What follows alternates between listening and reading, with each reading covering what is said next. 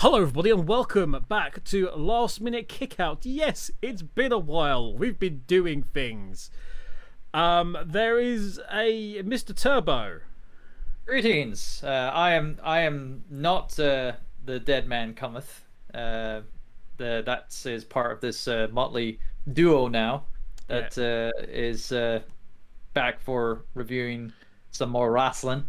Indeed. Don't turn your back on the LMKO Wolfpack, as Turbo is representing today. And then, of course, it's me, Kevin. We are missing the one, the only, thank God for that, Titans Creed, Mr. Pete Nevercuts. He is off doing some other important things, much like a while ago when he went on that Japanese tour, when he took the belt round, and he was our Ric Flair. He defended the belt in various territories across Asia, across the US, across the UK. Some say he was still sitting in his bedroom, but no, that's our story, and we're sticking to it. He's going to be joining us again somewhere down the line when his schedule allows. But we want to talk about stuff, and we want to talk about a little pay-per-view called All Out 2021. All Out 2021. It is it's a okay, so number one, apologies that I appear to be just like descending into heaven. The lighting in the new place is I'm still working on. But it's changed the landscape of the very industry it is a part of. I think that would be. I think that's the general phrase of what is after this show. The game has changed. Aye. Son of everything. Yeah, there's been so much that happened on this show. Oh my goodness! But not only in terms of what necessarily was happening between like certain surprises and whatnot, but also performance wise. Yeah. It shows that, you know, we don't need just like big sweaty men to give us an entertaining story to tell inside a four corner arena as such, you know, a battlefield. No. We've shown that there's a lot more that could be done between those ropes, and everyone who was at AEW All Out 2021 showed it in spades, except for one, but that was only that had a big massive caveat next to it as well. So even that was fine and serviceable. We'll get to things like this. So. Hang on, how long was this pay-per-view in the end? The main show was 4 hours, I believe it was. It was because is this their WrestleMania? I can never remember what they say is their WrestleMania. Effectively, well, granted, all their pay-per-views are quite long ones. But then again, we only get 4. So yes, 4, and so they have specials galore on Dynamite. But you know, we get to that. Of course, the specials are limited to 2 hours, whilst these pay-per-views are always got to be 4 hours. And because there are only 4 in the year, they can go for 4 hours. And you know, except for, you know, but with WWE, they feel like, oh, we need to do every big show for 4 hours and whatnot. It's like, I think the term, like, you know, that's the common thing is style over substance. Yeah. You know, or substance or quality over quantity. Yeah, exactly. And you know, but AEW knows how to kind of like balance the quality and quantity, essentially, with their content. WWE has like all this content, and in at least a month, it's like you got like you know, 3 times 4 of Raw, so that's like 12 hours of Raw. Technically, and then 2 hours of SmackDown, so that's an 8, so that's 20 hours, and then you have like either a 3 or 4 hour pay-per-view on top of that. for that month. And then you've got NXT, and you've got an NXT takeover potentially, and NXT UK if you really want to keep up with that, and the stuff on 205, main event. Yeah, it's like WWE oversaturates their appearance essentially. They overblow it. It's a little bit like a very famous quote from The Incredibles: when everyone's super, no one will be. And this is actually potentially more relevant given the Performance Center actually. A equally famous soul lyric: if everybody looked the same, we'd get tired of looking at each other. And WWE is very much so in its ways and formulaic for a lot of it that it's just grey. It's just this grey haze. Michael's long lost brother, Grey. You've got this thing where we've talked about this so many times at LMKO, where watching WWE a lot of times feels like a chore, and it's just not enjoyable. And there's great moments that we can sit down and go through and go, that was fantastic. The stuff that Roman's been doing this last year has been very, very good indeed. There's been sort of a couple of gems in the undercard here, there, and everywhere that we have thoroughly enjoyed. No one's denying the work rate of the people involved. No. Fortunately, we've got a situation where once again we've got a 4-hour pay-per-view from AEW.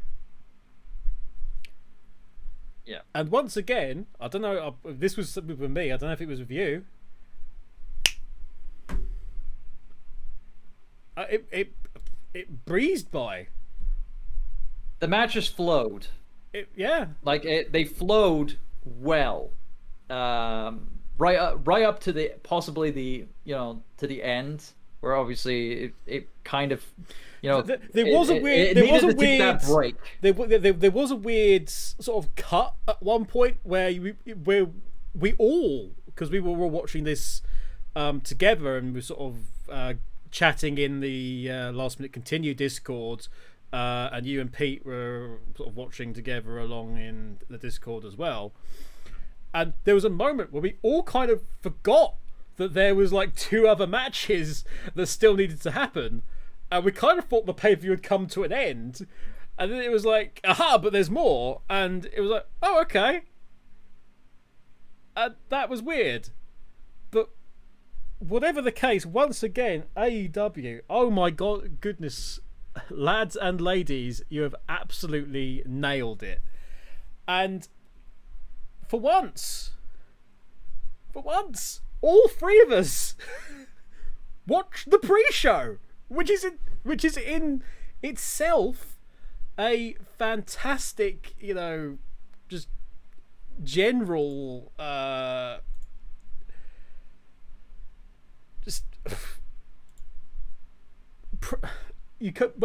if we're all watching the pre-show, how many episodes previously on LMKO, like in a row, have we anyone watched the pre-show? No.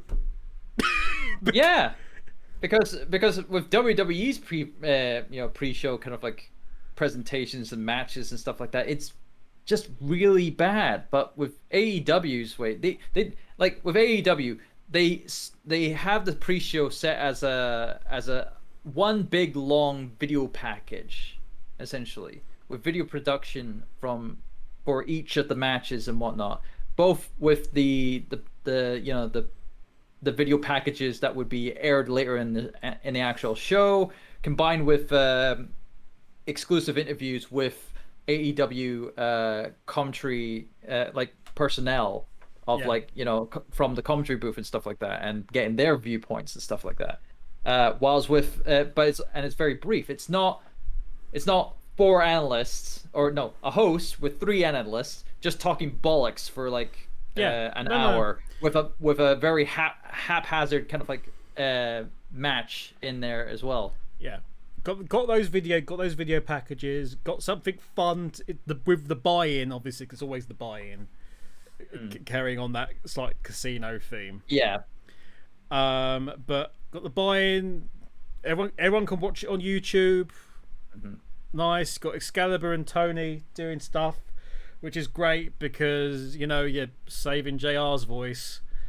Number one. You're getting the two probably most excitable out of, let's say, the four with Taz. You've got the two of those together.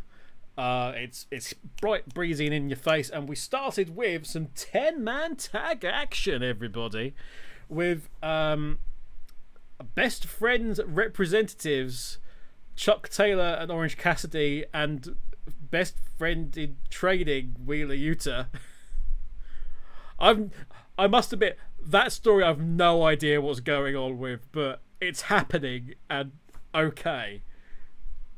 Oh, one of the original best friends is out. Oh yeah, Trent's hurt again, isn't he? Yeah, sadly, because that was one of the things that took us by surprise, because they mentioned he was out with like back or neck surgery or something, and I was like, and we were all of us like, what? We didn't hear this. Just off the, granted, as we've learned from in the past, earlier this year and whatnot, we kind of noticed the AEW in terms of like personal medical stuff and whatnot, and it's like they tend to keep it on the down low, for yeah. For if it's something they want to talk about, then they'll talk about it, and if it's something that they don't want to talk about it, then they just simply won't. Yeah, indeed. But yeah, they them best or the 2/3 of the best friends with best friends and a bestish acquaintance. With Jurassic Express being Jungle Boy and Luchasaurus, versus the Hardy Family Office of Angelico, Isaiah Cassidy, Jack Evans, Mark Quinn.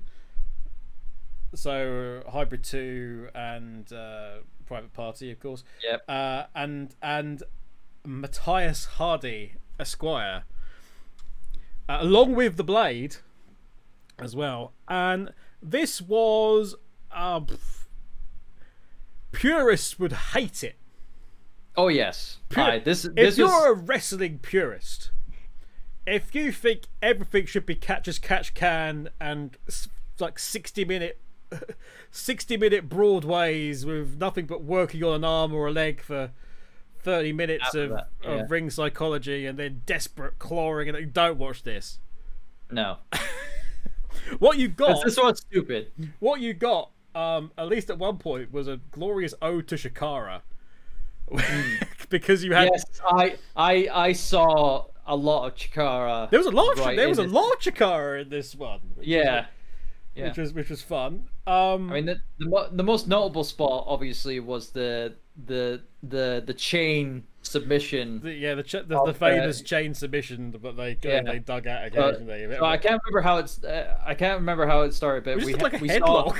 It started with a headlock, and then then it went to sleeper on the next guy. Then it was like an arm bar or something. And then I think someone grabbed someone's leg for an ankle lock. The usual thing, ankle lock, and then somebody else with another sleeve, and then they got to Luchasaurus, and Luchasaurus just went, screw this, just went off the ropes, went for everybody. And that was brilliant. It was just seeing that. Chicago loved it.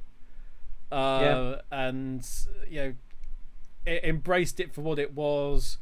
Mark Quinn, I'm sorry, every time that he gets launched up in the air and screams like screams like an old woman that's just seen a mouse run across the floor. It's beautiful. Thomas.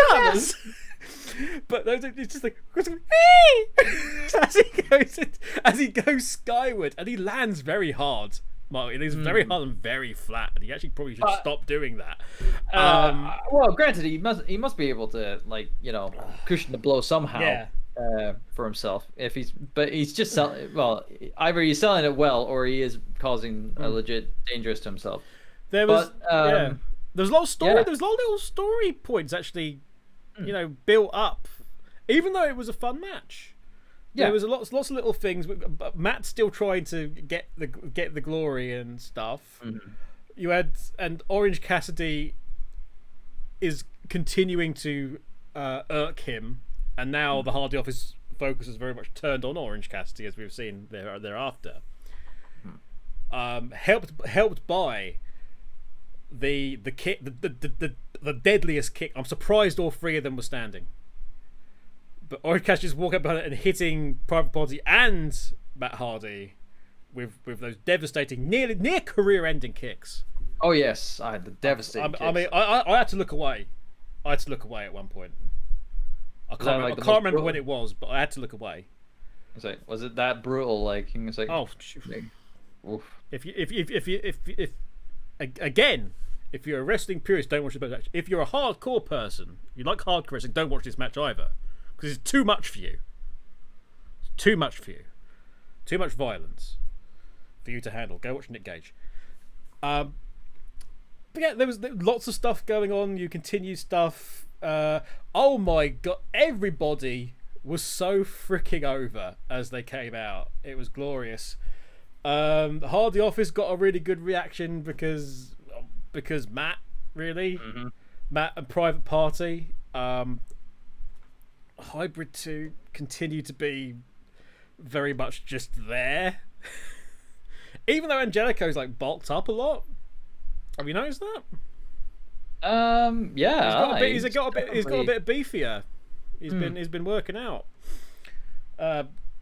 Jack Evans is very much Jack Evans. But yeah, everyone got their stuff in. Marco Stunt was used as a weapon, which is the best way to use Marco Stunt. Indeed. He's small enough for it. And so you can't give it to Jungle Boy all the time. Yeah, now. This is it. You got Chuck Taylor got some good shit in, and allowed commentary to actually talk up the fact that people don't really talk about when it comes to the three of them. Obviously, Orange Cassidy is talked about, but kind of people talk about Trent more than Chucky T, and people kind of forget what he can do, what the Kentucky Gentleman can do. But Best Friends came out, Roof came off. Jurassic Express came out, Roof came off, because you had the two songs back to back, didn't you? The two sing-alongs back to back. Chicago had a fantastic time to start off with. Oh yeah, they had a lot of love with the licensing. Yeah, all the licensing, and we'll get into this again more later. AEW's going like just all in on getting the right music for the wrestler to set their character up, regardless of what that music is. Continues to pay dividends. Although although Luchasaurus needs to come out to walk the dinosaur, and then I'm sure that's gonna be easy enough to pick up. Tony sorts it. We've got Jungle Boy coming out to Tarzan. Oh well, Jurassic Express in general. Yeah, Jurassic Express comes out to that now, but but it's more Jungle Boy's theme, and I think that I think Luchasaurus deserves Walk the Dinosaur, most definitely. Either that or the theme tune to Denver the Last Dinosaur, which he is the last dinosaur, right? Yeah, he is. I thought we've confirmed this. He's the last dinosaur. There are no more. There are no more. I'm surprised. I'm surprised Petter haven't complained.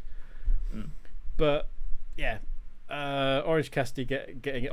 Orange had a very interesting pay-per-view, didn't he? Because after the match, he got a bit.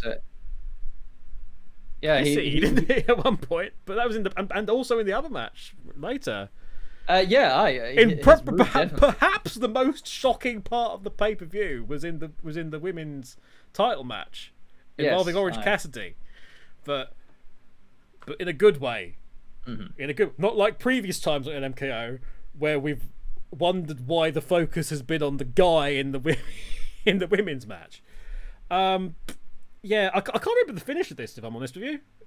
I mean, oh, was it something into the snare for Jungle Boy? Yeah, I think probably I think on Jack, was it? Jack Evans tapped out, I think, to the snare.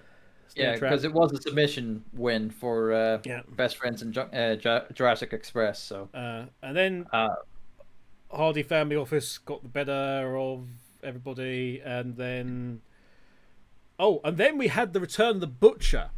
Mm-hmm. After injury and good, and Butcher and Blade are back. They're back. They came straight in at number 3 as well in the new rankings because they're undefeated. So the team's back together again, and they've gone straight back into number 3 position.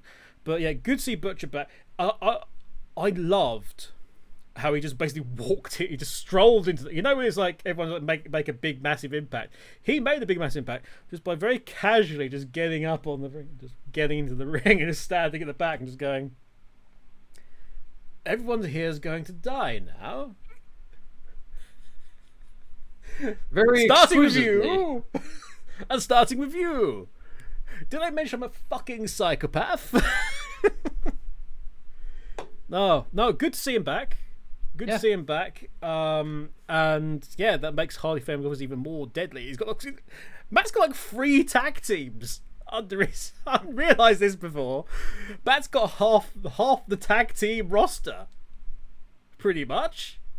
Very much, yeah. He's a definitely an entrepreneur when it comes to. Well, I mean, granted, he is one of the tag team legends essentially with and he's Jeff, work. So it makes sense. Another fact that he's working with all those teams to make their performances as tag teams better. Yeah, it's again one of those things. It's utilizing legends, and Matt Hardy is in a wrestling legend, as is Jeff. Is utilizing them the maximum ability, and of course Matt's changing his character at the same time as well. So it's good. It's very good. But yeah. There was a beat down, and then everybody from the back who wasn't on the card came out. We had the Varsity Blondes, we had Fuego del Sol, we had some of Dark Order. Yes, so basically this was like emphasizing that this is our tag team division, and this is like, yay! This is what's going to happen for the future of the tag team division, because of course, later on we have the massive cage match with the Lucha Bros and the Young Bucks. So obviously they needed to emphasize that this is your division. This is the division that we have, and they are going to be vying for contention to whoever wins this match later on the main card. So. Absolutely. So, but speaking of the main card, so Boomer's seen the place. Out comes JR, gets the big pop. Mm-hmm. Chicago celebrating Oklahoma must be pretty bloody weird for them. But it's JR, so it's acceptable. Yeah, Yeah, no, you can't. Can't. It's on JR. It's like again, as we said before, he's a legend. He gets respect and whatnot. And we come straight in to the Redeemer, Miro. Oh, he looks like a fucking beast, doesn't he? Oh yeah. Oh my god. Have they nailed one character? If AEW's nailed one character, it's Miro. Absolutely. Absolute poster boy for, hey, are you in WWE and aren't being utilized properly? Well, please look at our Bulgarian friend here. And Miro versus my boy Eduardo Kingston. Eddie Kingston. And this was pretty no nonsense. Oh no. It was proper beat down, like Hoss kind of like fight here between Miro and Kingston, and it's like Kingston being the hardcore kind of like guy, going toe to toe with Miro, obviously was you were bound to see some really stiff kind of like spots between the two, and of course Kingston gained the majority of that, more so than anything else. Yeah, it was a full on toughness contest. With a lot of psychology involved. We had obviously going for Miro wanted this done pretty quick. Tried to get the game over in really early on, which didn't work obviously. And then there was there was the continued focus by Eddie on the neck, which was shown to be working and shown to be affected. And then on the counter to that, we had Eddie's lower back, which actually started off as a very, very small thing when he suplexed Miro, and he just stopped for a moment and just sort of went like that and just sort of massaged something in the back. So it wasn't even Miro's move that started that, but it was something that was focused on by Miro thereafter, and Eddie's back got progressively worse through the match, and then let's say it was focused.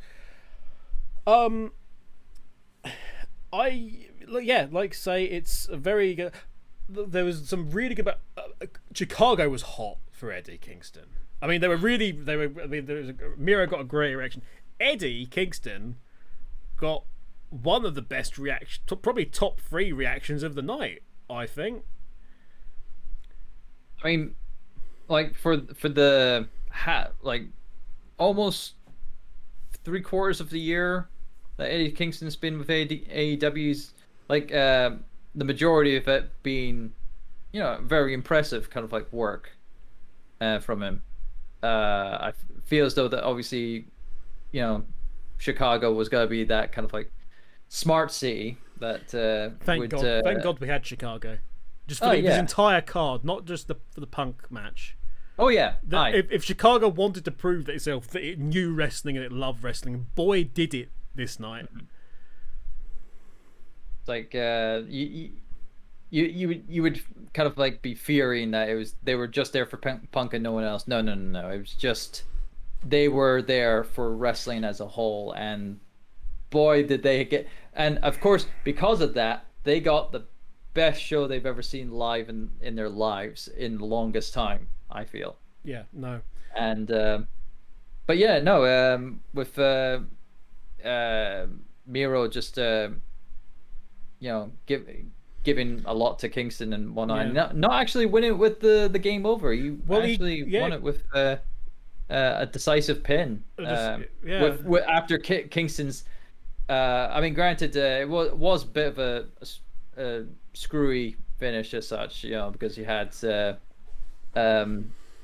earlier, I wouldn't say earlier. It was kind of midway. There was a bit of a kerfuffle in the corner, and where Kingston ripped off the. Yeah, in trying to sort of hold on to the corner to stop himself being pulled back, was ripped off those flat turnbuckle covers that always seem to be, because they're so barely used. They're always it's regular turnbuckles. I know, but it's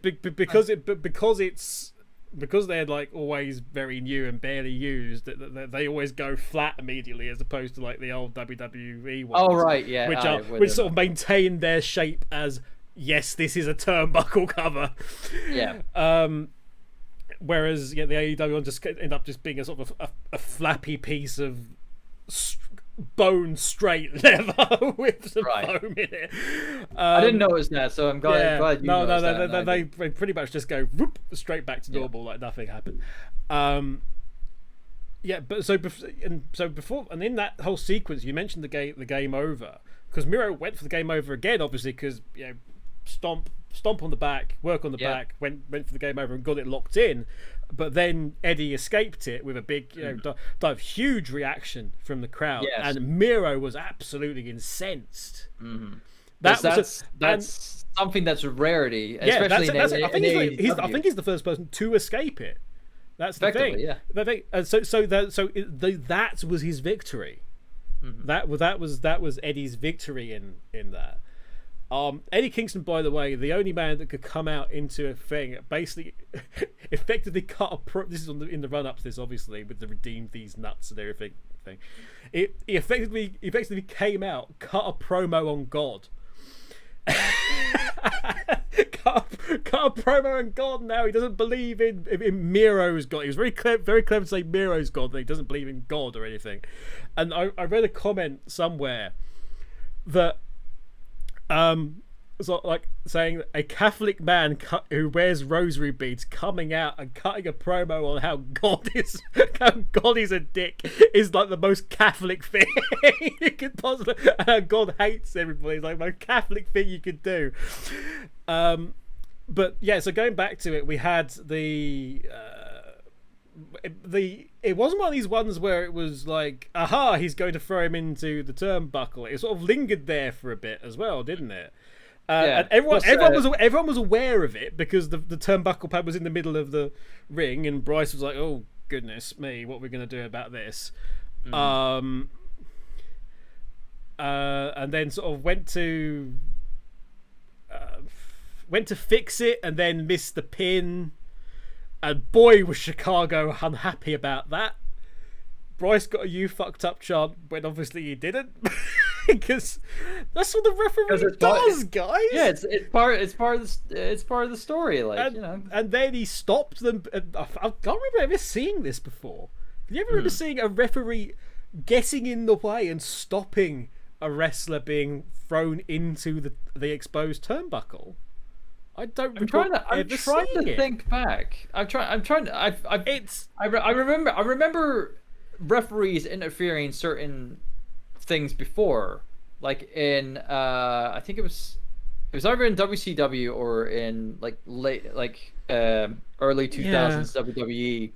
But I think that was more that was just stuff getting or just Earl Hebner being angry with Triple H. Well, that too, yeah. Or WCW refs getting screwy finishes, Russo-y finishes. Yeah, but not one actually going in. No, the health of the wrestler. No, I don't think I've seen that from a referee before. No. Anyway, but it was that kind of like empathy. Yeah, it was Bryce. The referee stepped in to protect. It's like the referee stopping it because the guy's hurt. It's like, no, this is going to actually hurt somebody. Yeah. And then we got a pinfall off of that and what have you. Well, a low blow. Yes, it was a low blow. What Bryce was like, he was like it's like no, and it's like, and then he turns around. We get the Ric Flair special, the back of the calf to between the legs, which and never looks like it works. If there's one move in wrestling that has been used for like 50 years and never ever looks like it actually works, or becomes effective.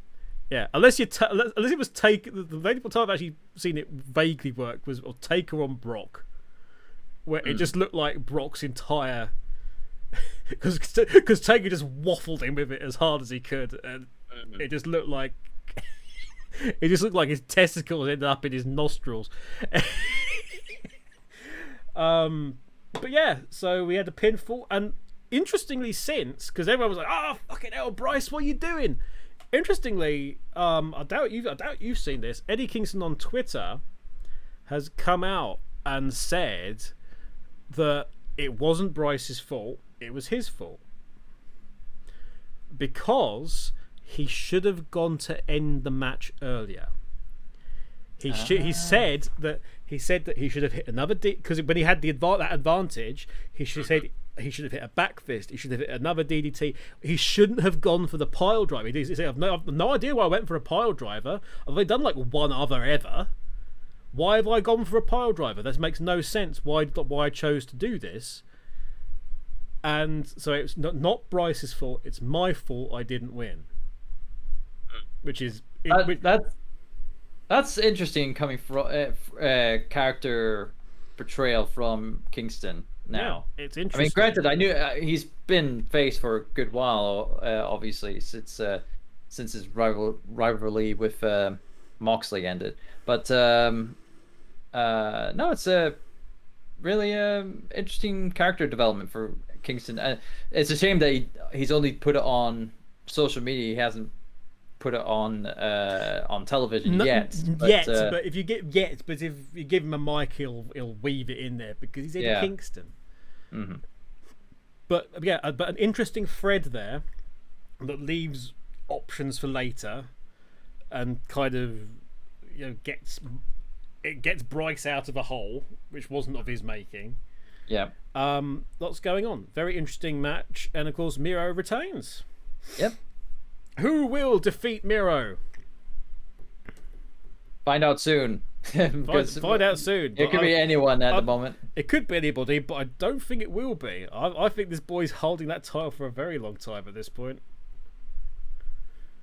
Very long time. Unless Brian goes after it, maybe. Actually, I'd like to see Brian Miro because that'd be bloody. Oh my goodness! Could you imagine how hard that's going to be? Oh yeah. Although speaking of hard hitting matches, great segue there. Satoshi Kojima versus John Moxley. Oh boy. Oh boy. This was your New Japan strong style hefty kind of like fight in here. It was very WCW New Japan in that it was very much they're doing it in their style. Yeah. This is a showcase for their style, and obviously Kojima, who and I said this in the chat, didn't I? He's like, they said he's been in the business for 30 years. The man doesn't look like a day over like early 30. How has he managed this? What is he using? And can we have some of it? Well, that tends to be the case with a lot of Japanese people. I know, it's the genes. We know our good friend Mr. Sonoy. Oh yes, our good friend Mr. Sonoy, who is the Peter Pan of Sega. I mean, he looks like he hasn't aged a day. Well, I mean, apart from the hair, the hair is great, but in terms of facial features, yes. But he's done it in such a way that it looks cool. He's got the salt and pepper. I want the salt and pepper look. There it is. That he has. When I get him more grey than I have at the minute. I was gonna say, is that the salt and pepper, the condiments, or the salt and pepper? The black and the silver that he was rocking. Yeah. It's all silver now, but the transition has been so cool. It doesn't matter. It's Jun Sonoy. To do that sound effect for the Twitch. I love the fact that you remembered it though. Of course. But yeah, frick me, was this hard? Oh yeah, it was hard hitting. Like I've only seen bits of what New Japan can do, like from both like Western talents being in the roster, and then obviously the local talent, the local talent of New Japan going at it. But yeah, this obviously showed. I mean, granted, they've had New Japan matches on AEW before because Moxley was New Japan's United States champion at one point. And he was actually defended the title a couple of times on there, but it was always with other Western talent that was part of that promotion. For the most part, like Jay White and the rest of them for the US. Yeah. Then there was the occasional one where he'd mix it up, but obviously COVID put a massive stop to that as well because he was like champion for like a year or something and didn't effectively defend it once. He was more Brock than Brock was. Brock at least turned up at the pay-per-views. I don't know. I think a lot of other people were Brock before. Brock.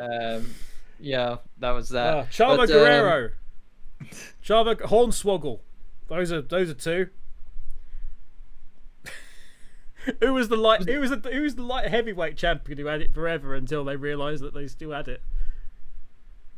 It wasn't Gilbert, was it? It might have been Gilbert, or it might have been Gilbert or I can't remember who it was, but somebody was like light heavyweight champion for freaking ever, and then they realized and they had to like put it on Jeff, I think, as merge into the Intercontinental at some point. Anyway, yeah, I loved how they came out, actually. Big New Japan logo in the center. It was all very, very respectful and showcase this is their guy. You know, crowd were well into it. In terms of the match, they treated with the respect.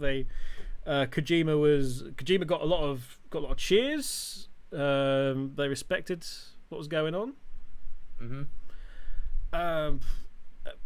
Moxley obviously was kind of cut up anyway because he screwed Matt Cardona at GCW Homecoming. I'm very pissed about this. Cardona was doing such a great job with his King of the Deathmatch gimmick. So Universal Champion as well. He turned the GCW belt into like the GCW Universal Championship. It was purple leather with Velcro. He had a spinner. He came out as the Macho King, but the Deathmatch King to the actual ring. It was glorious. Anyway, oh boy, Moxley in closing a circle, which actually started with Cardona pretending to be Moxley. He's now GCW World Heavyweight Champion. So he came out in the hoodie. They didn't acknowledge it on the paper, but it was like, for those who know, but his elbow was already stuffed up from the, because that busted open quite quickly. I mean, if you do do your DDT into your double underhook DDT as well into glass, don't be surprised if you're landing on your elbows into glass. And then it will reopen when you do that same move again on on the mat. Yeah, but lots of test of strength, lots of very hard hitting moves, very impressive. Yeah, it's like there was definitely a lot of like test of strength kind of like stuff, and Kojima just like properly, really raw, hossing it up and whatnot. Yeah, so, because Moxley's signature didn't do much. No. That was one of the things. Is like he sort of the showing off the Strongstyle stuff was that didn't like kick out like one or something of one of the things, and everyone was like, "Ooh," but Moxley himself was like, "Yeah," which was kind of which was like so Moxley as well, isn't it? It's just like I just hit him with one of my absolute best shots, and he's pretty much got straight back up, but. It's kind of to be expected with this guy. Just get back on with it. And then he hit like a Death Rider, but I don't like it when he does the elevated Death Rider, because it basically just becomes a double underhook suplex as opposed to. Yeah, that's what I kind of thought. That was just a double underhook suplex. It wasn't the Death Rider at all. But it got the pin, so who freaking cares? And then. Oh my goodness. Oh my fucking goodness. Oh my. The most evil man in wrestling. I'm going to say, many people call him the evil grandpa. Oh my god, yes. JR had a fantastic line when he came out and said, I had lunch with him once, or dinner with him once, can't remember what it was, and I was afraid to chew. And that was an absolutely golden line. You've got the feeling that everybody who's been in the business for like 10 years or has done something in Japan, everyone will have a story about Minoru Suzuki. And this is where Chicago absolutely came into its own and made this. Chicago sang the theme in Japanese, showed it, put some respect on it. Everybody in the building, everybody in the ring, everybody on commentary did a sterling job in just going, oh fuck, oh fuck, shit's gonna happen, hide. I honestly felt with what was all being said that I should actually move backwards away from the screen. This man was built up so rapidly into, and Pete said in the Discord is like who is this guy? and me and our good friend Dusk basically just went, you know, Japanese. He's the Godfather. He's the Godfather of it. That's it. That's it. And of course we had the exchange, didn't we? Yeah. It's just like proper again, right at it. Like no sugarcoating it at all. Like they just went right at it, and then of course, Suzuki just. Laughing, these two big balls just laughing at each other as they literally try to beat the shit out. John Moxley's first arm strike just coats him in blood. Oh yeah, I probably done that. I think he forgot, but it was such a great visual. This fucking nightmare from Japan just suddenly walks out. You hit him to the point where you coat him in his own blood, and he laughs and smiles, and you've made his fucking evening. It's by hitting him in the face as hard as you can. And he left Moxley lying after back and forth. I loved the whole respect thing though. Even though it was like he came out, gave best shot, Moxley gave the bow, and just continued on. But they hit the Gotch style pile driver as well. Because that was the thing they made out. This man was trained, is Gotch trained, because so you know, he was trained by Gotch, so you know he's doing it properly. That's even more dangerous. Plus, he's a fucking psychopath. Love the thing, just like Kojima basically becomes like the sub boss in this situation, this New Japan situation. Meanwhile, suddenly out from the shadows, takes off the sunglasses and the big coat, and here comes Mr. X. You know, I was gonna more because you put it his intimidation and whatnot. It's like I was gonna say he was like the for the manga anime kind of like tying to. I was gonna say he was like the Rao of he's the king of fists essentially. That's it, But oh boy, I mean, so we're on the second match of the cards, the main card for the pay-per-view. I mean, we were already having a riot at this point. Oh yeah, we were having a blast. We were an absolute blast, because you never knew what was going to finally keep them down, and then kept them down. Then we had Suzuki came out, and oh boy, did you suddenly have a reason to tune in to Dynamite. Suddenly everybody had a reason to turn in Dynamite. Everyone in the back, that night. Everyone in the back as well was like, fucking hell, you know, look at this guy who's just strolled out to his iconic music. The forbidden door has been blasted wide open. I love that as well, by Excalibur. Oh yes, that was really good, and very true as well.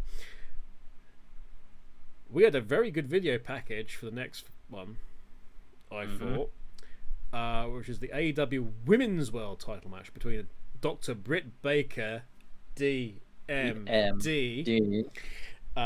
with Jamie Hayter and Rebel. I couldn't care about either of them, but never mind. They weren't really a factor. They actually weren't a factor at all in this. No. Versus Chris Statlander, who I do care about quite a lot. With Orange Cassidy. And Chris obviously getting her shot. She's been undefeated since her return. She's looking bloody good in the ring, and this was a bloody good match. Actually, this is what I wanted to talk to you about. You know, going back to Mania. You know, I said that there was the thing lacking with Banks and Belair. Right. There was something lacking about it. What that was lacking was in this. In that it just felt like there was like constant threat on both sides. It felt like it was massive, this match. And there's a difference between it like feeling massive and it being something that, you know, really both sides really mattered to them. We were told so much that it really, really mattered. But there was something for me intangible that was missing from that Mania match. It was a very, very good match indeed. It's the only women's match that's even close. These two are miles above everything we've had in the last year. Yeah, 2, maybe. It was great. It was absolutely great. Right down to Statlander forcibly making Britt boop herself. Mm-hmm. In a move that I thought almost made her poke her own eye out. But hey. What stood out for you in this one? Well, most notably was just some of the kind of like stuff Statlander was trying to do on Britt Baker. It's like, especially her top rope, like mid rope, top rope kind of like stuff. But I was questioning why Orange Cassidy was there, and it only just clicked. We know that they're storyline close. Yeah, and then although not in reality close. Chris is with somebody at Impact. Caleb with a K. She's with them. Sorry. But sorry, best shippers. No. But no, with having Orange Cassidy there, I was kind of like thinking, what's this here? And then it finally actually became evident when Statlander was on the outside trying to get after Britt Baker doing I forgot what it was. Curb stomp. Curb stomp. Yeah, the curb stomp. Curb stomp into the freaking mat outside, and everybody was from the steps as well, wasn't it? It was from the steps, and she curved, and everyone was just like, Jesus Christ. There was a couple of hard hits before that as well, and then the curb stomp, and she took the curb stomp bump hard as well. Statlander. Everyone was kind of like, this could actually be it, and then Orange Cassidy broke Orange Cassidy character. I'm going to say it's not the question of his broke character. Orange Cassidy stepped out of Orange Cassidy to become Serious Cassidy. Super serious Cassidy, which shocked everyone in the entire arena, including the commentators. Yes, Excalibur and Giovanni didn't know what they were freaking seeing, but just ripping off the shades and bellowing at Statlander to get back in the ring. Absolutely bellowing. Which was enough to get her in there, that's for sure. Yeah. Which would pretty much lead to the finish of the match, because with Statlander, she did, in all intents and purposes, it's like she did try to keep within it, because what was it? She did. I forgot. Statlander went for the wrist quite early on, because obviously the wrist is still healing. We know that.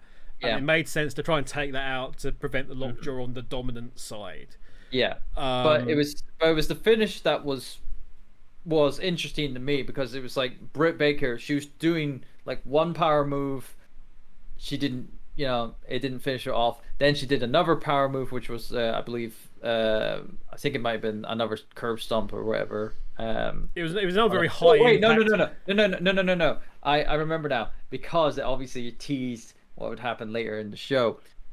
She did a Panama Sunrise. No, she did a Pittsburgh Sunrise.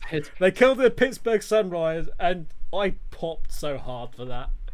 Yeah, she did that first, and that got a kick out. Then I think she did a stomp afterward.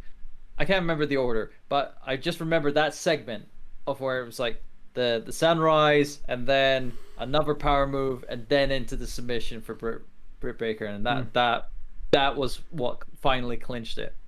And I thought that ending sequence to that really good match really proved that Statlander, she could have done it. She could have, but no, had, it was not enough. It was close. They both gave everything.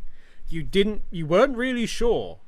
You weren't really sure what was going on. Again, that was one of the things with I don't want to really bring it up again, but the Banks Belair match was, you knew who was winning, if they had any sense, you knew who was winning. You didn't know who was winning with this.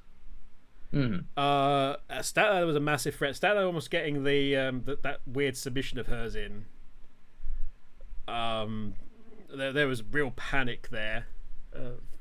But yeah, really good. Afterwards, sort of Orange Cassidy was sort of like beating himself up in the background, just like, oh, I got back in and it didn't, and I just gave him more pain and stuff. And anyway, DMD gets the W. Yep. And goes on to, I'm not going to say bigger and better things, but things that I am as equally interested in and slightly, possibly slightly more invested in. Up next,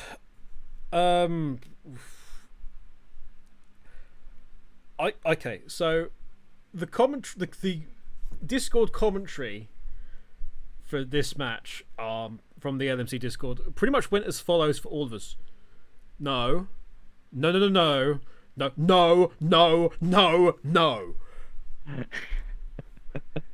think it was more than just that. Yes. There was. Oh Jesus Christ! Oh fuck no! Please don't. Over, it's like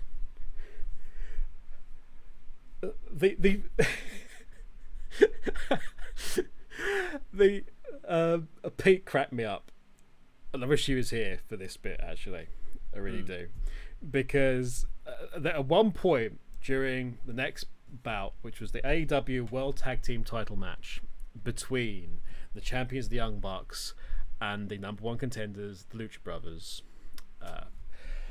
Inside a steel cage. Inside a steel cage. Penta Zero, Meadow, and it's not like your tip. And I'll commend AEW for this. And it's like, this is not your typical steel cage, where it's like it's just. I wasn't sure about the cage, if I'm honest, because there was a lot of giving the side to the point that you could basically go down the side in it, and I wasn't particularly happy about that when I was watching it. I actually thought that people could get injured by it.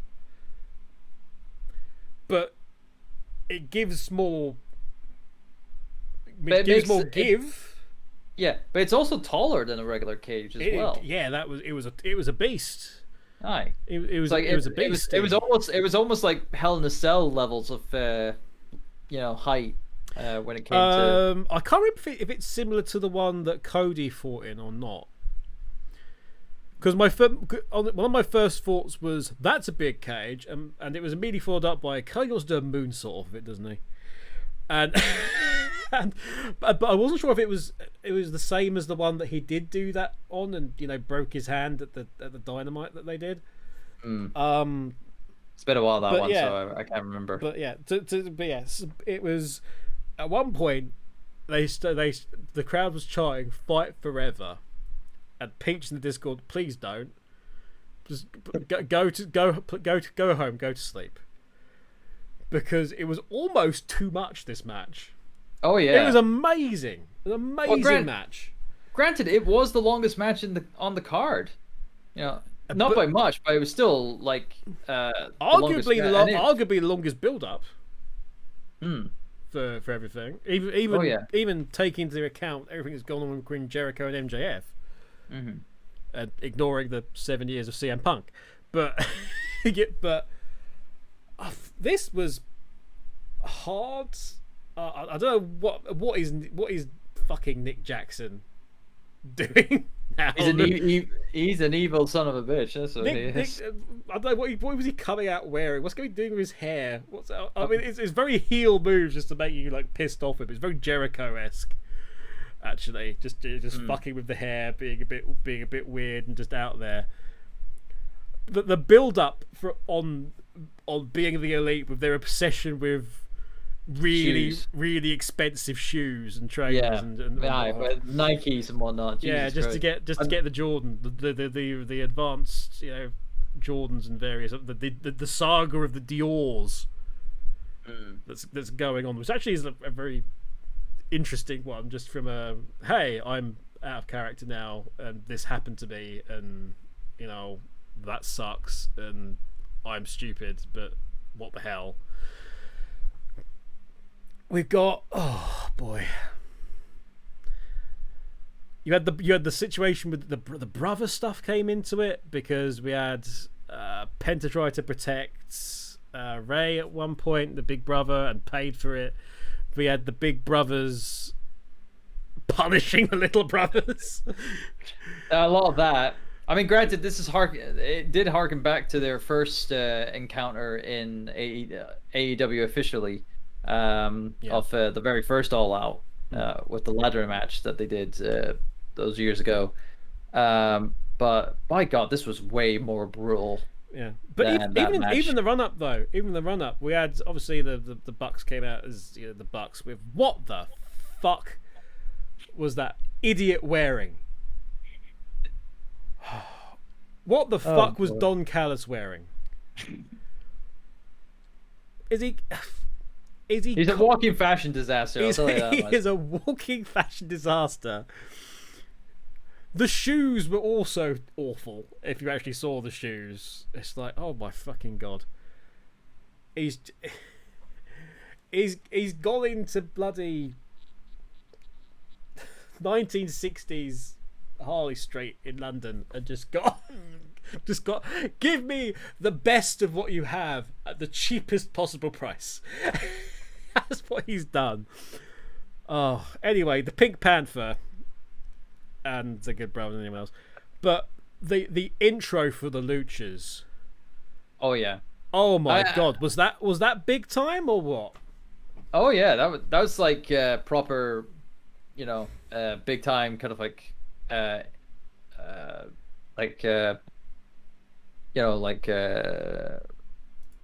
pedestal kind of like entrance. Yeah, this is it basically. Yeah, for them. Yeah, coming out with Alex Abrahantes, and so the full-on rap. There's the story behind the scenes of that actually, in that they weren't they themselves weren't sure that it was going to sound good, so they did the rehearsal and everything. And Jericho, like halfway through, Jericho came up to him, hugged him, and just went, "This is fucking amazing. You guys are absolutely going to destroy the place when you start singing." But yeah, the full on Azteca stuff. Everyone was down for that. Everyone was down for it. Normally, when it comes to like foreigner entrances, where it's with a if it's live, if it's live music, and it's not English spoken, and you would have thought that. Frankly, with America, you'd have thought that Spanish would be a massive thing, but we've seen it previously that it just doesn't seem to gel. Ray's tried this several times, hasn't he? Oh yeah. Down the years, we've had live versions of Booyaka Booyaka 619, and it sounded like trash, and the crowd just went. The little guy with the mask came out and they went, "Way!" But that was it. This, the crowd was into it. It was a full-on spectacular, and it made it so big time, so big time. I love the fact with Young Bucks and Luchas, as I mentioned earlier, you've got the teams are the rivals, and they try to one-up each other all the time. But you've got the younger brothers who are rivals, and you've got the older brothers who are rivals as well within that. And they're trying to do their own thing. There was so much. I don't even know where. I don't even know what to mention. There's so much. There was so much. It was just it was carnage. Oh, like fucking but it was the good kind of carnage. It was like watching an ECW match.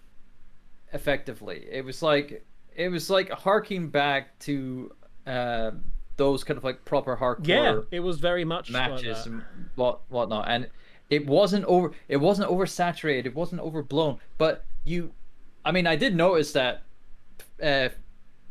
Phoenix was getting the brunt of it. Like he was going into that cage a lot of the time. He was pretty much going into that a hell of a lot, and I'm surprised he's still alright after all that. That then factored into the stuff later on as well, with he has taken a lot of punishment. That one where they both came off the top, where Ray and Well, they both went. Ray and Nick went for the same move. Well, they went out. Well, what was it? They both ran up the same turnbuckle. Ray went up. Well, yeah, Ray. I'm trying to remember because obviously there was like the big. That was like the ending spot essentially. Yeah. That one big one. But both of them were like climbing on top of the cage several times. Oh, guess what? The Young Bucks went for the fucking escape immediately, and there was no escape. That's so dumb. That was the best thing about it is that this match wasn't a pinfall submission or escape from the cage, and it was just like pinfall submission and you stay in the freaking cage, unless of course you go up to the top of that big nice catwalk. Everything when we got up there was scary as hell, as it should be. Ray Phoenix doing the fucking run along kick, I was like, oh god. You could sort of almost see him not stopping and then just going on and falling. Everything was like the crossbody. We thought we were gonna get at one point not the crossbody, and I was thinking that's not happening. That is not happening at all. Please do not do that. We were legitimately panicking as we watched that when that happened. But yeah, all sorts of stuff. The Matt nearly being actually stabbed into the mat on that off the top. Oh, that was so hard to watch. Yeah. I mean, granted, there was a lot that was like that was a little later, but in the mid of the match and whatnot, you had the brutal beatdown, and the Young Bucks just constantly like they were. Jeez, I mean, the masks are supposed to help. We've all protect them or protect their identities and whatnot. By God, the Young Bucks just they've played into that before because they know that it's an absolute no. Yeah, it's an absolute no. But it was even more evident in this match beyond everything that they did in the past. Yeah, a little bit different. A little bit different with Penta's one, obviously, because it's more of like a cowl, isn't it? Yeah. But the Ray's one was like stretched out like an old pair of underpants at one point. It was really crazy. Yeah, but okay, let's get to the shoe. This is all you. This is all you. Okay, explain the shoe. Okay, and the worst thing I think I've ever seen. So what happened is that I've forgotten who called for it. I think it might have been Matt. Called for for Cutler to throw over the bag that he was taking care of. Props for getting it first time. Yes, because that was tall. Like I said before, the cage was tall. That ain't no easy punt. We didn't punt it. He just brought a good chuck over. That ain't no easy. Yeah, so he was able to get that over first time, which is great. But when Jackson just revealed it, the Young Bucks just, or whoever, I can't remember who was doing it, but they revealed it, and then it's just a shoe, and it's like, oh my God, he's turned it around, and oh my God, that's thumbtacks. So they basically just dotted a whole ton of thumbtacks on the bottom of the shoe, and effectively took off one of them just took off their own boot and put the shoe on to then start using it as a weapon by kicking in the face of like the Lucha Bros. By God, that is brutal. Like I thought you couldn't get any worse with just thumbtacks on it. Like Mick Foley was evident of like back in the day of using thumbtacks in different ways and whatnot. That has been the most creative way of using thumbtacks in a match in decades. It was the whole visual. I mean, we had the visual of Penta trying to take the blow for. Yeah. I also forgot. Right. It's like the sickness of them as well. It's like. He had it. He just had it, and he just licked the boot. It's like, What the fuck? And as you said, they've been in the ascendancy beforehand and kind of beaten the crap out of the Lucha Brothers for a bit, and they had this. They had time. That was the worst thing. They had time. It's like, oh, we could be doing something now, but no, this is what we're gonna do. We're gonna make the fact that they just sort of went into Penta's space and didn't come out straight away. Yes, and it was really hard hitting.